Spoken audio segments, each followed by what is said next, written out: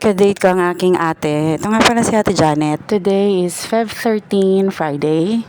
A day before the Valentine's. So, I guess si Ate Janet ang ka-Valentine's date ko. Ito ang first ever solo concert ng Sweet Notes ay nakaka-excite. So, ayun. Excited kami. Saturday, Friday pala. Medyo traffic. And ayun, we made it naman. Di na ako minalate. Kung masugid kayong taga-subaybay ng Sweet Notes, parang kasama kayo sa journey nila. To the point na parang mapaproud din kayo kasi, alam mo yun, naramdaman ko na parang bago pa magsimula, deep inside, parang nagpipray ako na sana mapuno for them. Alam mo yun? Andyan yung SVIP. Andun si Ate Janet sa 117. Ayun o. Si Ate Janet. Nagkamali kasi ako na pag-book ng ticket. Nagkahiwalay kami. Sorry naman, pasensya na. Pero nag-enjoy naman kami both kahit na magkahiwalay kami. Ito ang SVIP. And ito ang VIP. Ayan.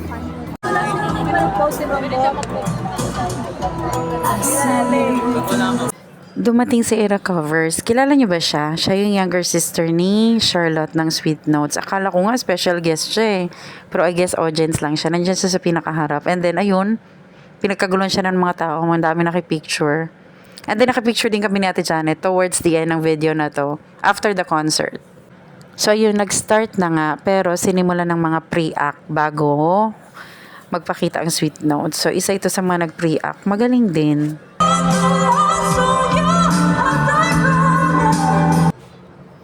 Ito naman ang pangalawang pre-act performer before Sweet Notes. Magaling din. Kumanta din siya ng Bisaya song.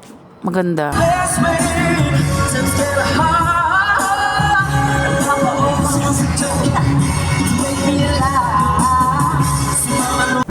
Ayan ang countdown. 10 seconds. Lalabas ang Sweet Notes.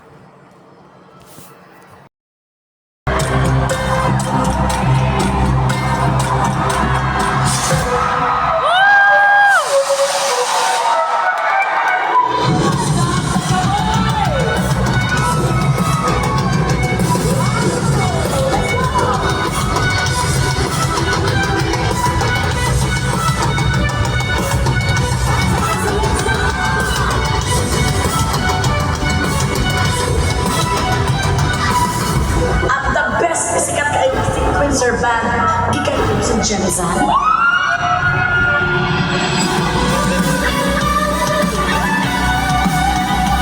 Andam na ba mumuhanta?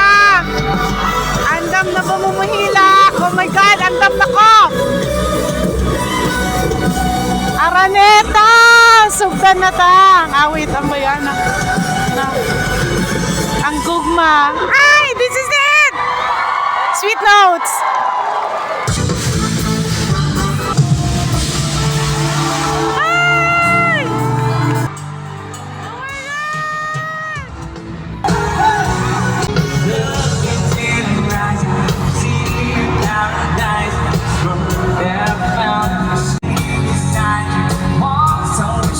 Just follow a ball. Limerick and Nike, we're hard to hurt. Everybody say, we can build this time together, standing.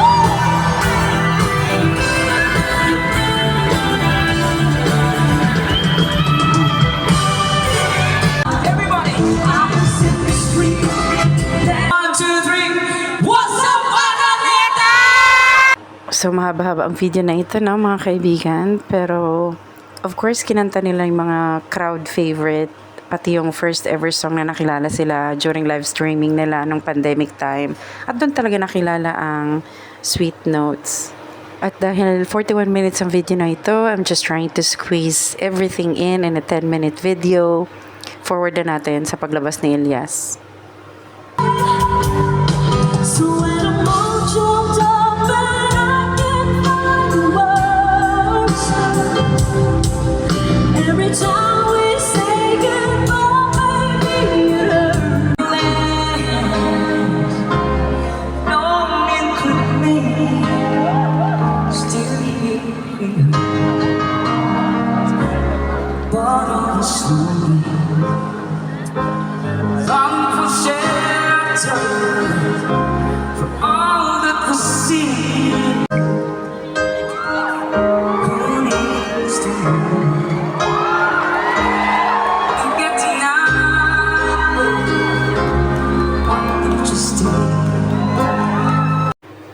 Teka lang, kinilig ako doon. 'Di ba?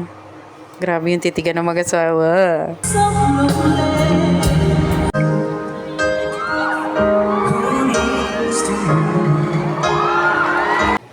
If you want to watch the whole video, parang gusto kong i-upload sa YouTube. Yung buong 41 minutes. Bet niyo ba? Yung unedited, walang voiceover. Kung gusto niyo, sige, lagay ko. Pero ang daming nagkalat na video ngayon sa YouTube, sa Facebook eh. I think mas maganda yung mga kuha ng ibang tao. So, wag na lang. Shake it ang mga kuha ko eh. Pasensya na. Bago ko pakita si Ilyas sa inyo, gusto ko lang ikwento sa inyo na amaze ako sa talent ng dalawa. Ito si si BJ. Grabe, kung anong kinaliit niya, kinompensate ng Panginoon yung talent niya. Nag-umapo siya ng talent. Alam niyo ba nung kinanta nila yung dubi dubi dubi dum dum girl you're my angel angel.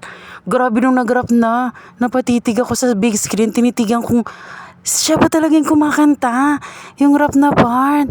Grabe, tunog Shaggy na ibang level na Shaggy. Parang sa liit ng katawan niya, parang saan nanggagaling yung malaking boses na yun, BJ? At nung nag-rap siya ng upuan, oh my God, as in, for sure, alam niyo naman nagkalat na yan. Ilang beses na nila pinerform yung upuan. And I was so thankful kasi I prayed na sana kantahin nila kahit na hindi pang Valentine's ang feel ng upuan, and they never disappoint. Kinanta nila ang upuan and I'm so happy. Ewan ko, napatitig na lang talaga ako sa galing ng pagrarap ni BJ. Ang bago ko ipakita si Ilyas, hindi ko pwedeng hindi purihin si Charlotte. Grabe yung vocals ni Charlotte. Hindi nagpatalo. Ayun pa nga sa kanyang sister na si Era, nag-post after the concert na wala pala tulog si Charlotte and sobrang nag-aalala. Kasi baka daw hindi mabenta, walang manood. Pero girl, she's so beautiful and she's so ang galing niya. She performed very well last night. I know, ang cute talaga ni BJ. Tingnan niyo, bumaba siya. And alam niyo ba, first time ko nakita si Charlotte na bumaba sa crowd. As in, parang nung kumanta siya, na kasi bumaba yung asawa niya. Ang tagal nagbabad talaga si BJ sa baba. And then after kumanta ni BJ, si Charlotte, nung turn niya na, sabi niya, pwede ba akong lumapit sa inyo? And then lumapit siya. I mean, I understand naman na most of their gigs, lalo rin mga free concert ng mga LGU, mga barangay captain, is lalo pag free admission, nakakatakot yung crowd for a girl to go down. And usually I don't see Charlotte going down to reach out sa people, like makipag-picture and makipag-shake hands, but she did dito sa Araneta. Well, it's because this is Araneta, haler. I mean, this Araneta is every musician's or every performer's dream na makapag-perform. Like, sa lifetime nila, hindi pwedeng hindi bumaan sa Araneta. Ayun, so bumaba si Charlotte. Hindi ko napapakita, sobrang haba na ng video, my God. Panoorin nyo na lang, ang dami namang video nagkalat if you're a Sweet Note fan. Na-capture ko naman siya, pero sobrang haba nga. Sama ka din eh! Sama ka din eh! Sama ka din eh!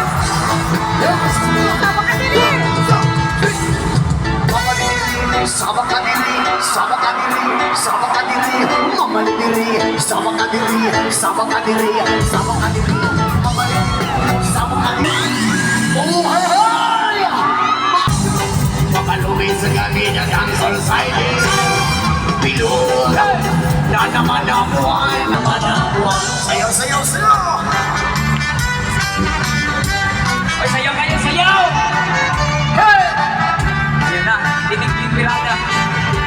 Yung mga Bisaya dito, mag-ingay! Yung magaling mag-ingay.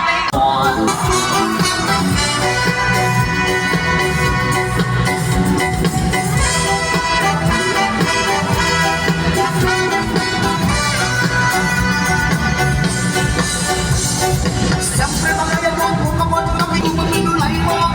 Nasa lukuran ng iyong kaisong tayo sa gitinang mo, kung ang minulay mo. Thank you so much. Uy, kami ang magpasalamat. Palakpakan naman natin once again. Uy, palakpakan natin. Yes, I love you all. The one and only. yes. Salamat.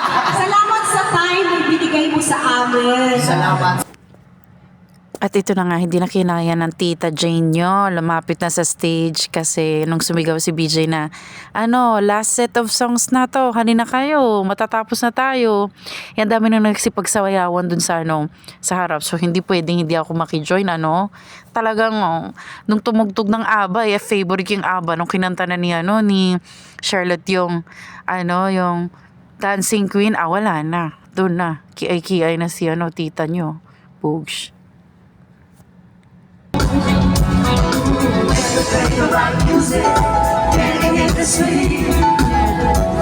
Alright, come on, sing it out. Everybody could be that guy.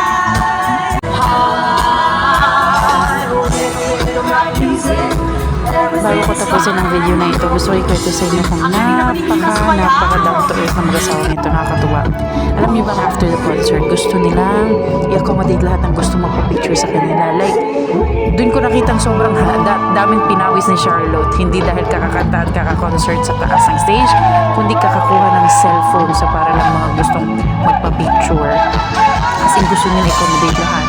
Kasi Ate Janet, gusto pang pumunta doon at makipicture. Iyak ako na ng tao. Sabi ko, tingnan mo nga kapala ng tao si Charlotte. Sabi ko, video na lang tayo dyan sa kasi background na lang natin. Nagpipicture si Charlotte, yung mag-asawa. Tapos ang sweet ni BJ kasi binigyan niya ng flower si Charlotte nung pagkatapos ng concert. And nandun din yung family nila sa nakakatuwa po sa yun lang. Sana nag-enjoy kayo kasi sobrang nag-enjoy ko na concert ng Sweet. It's nice kasi nagdang sa first ever concert. And I hope they will reach far. Malayo palayo pa at makakapapa. Mag-stay ng Sweet Town sa industriya. Ayun, yun lang. Thank you sa pagsama. Sana kayo din ay nag-enjoy sa mga concert na napanood mo. Bye!